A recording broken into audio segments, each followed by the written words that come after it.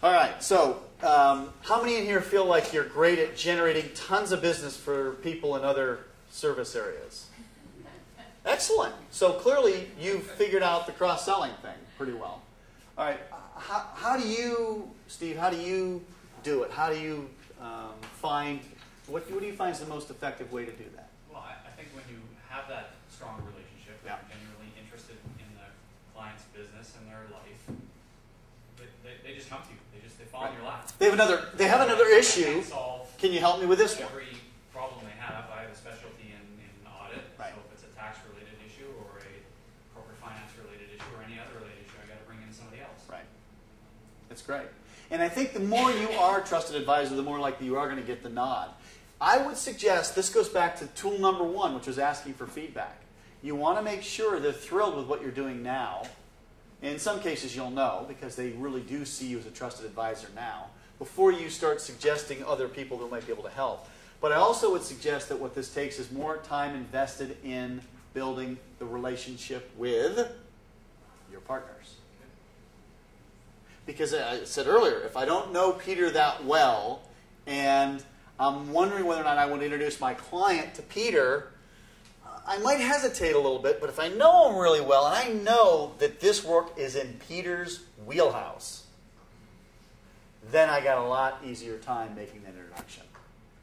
And it's amazing how little time we spend investing in building the relationship with each other and understanding what someone's passionate about.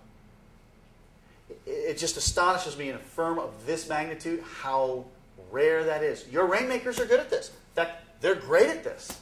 And that's it. And I promise you, if you bring in about $1 million or $2 million next year in another area outside yours, you're not going to make a whole lot of enemies, at least with that area. They're going to like having you around.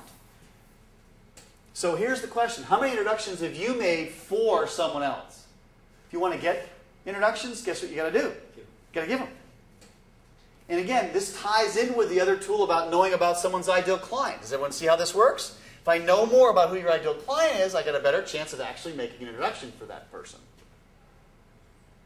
But if I don't, then even the introductions I make are not really high quality introductions because I completely mismatched. So go back to Brian as the example. If he says, look, $5 million or above, and I introduce him to a company that's got $75,000 in sales, and I do it 10 times next month, he might think, well, that's the right idea, Mark, but you're kind of not in my wheelhouse.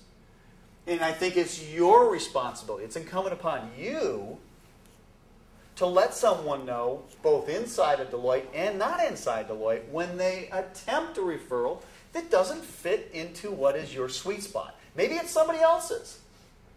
I'm not saying send it away forever, but it's not yours, and it's your chance to educate your partner. How many have had to do this with somebody? Valuable when you do it? Do they get the message usually or not? Some are sort of thick and they don't quite get it. Most do. Most do.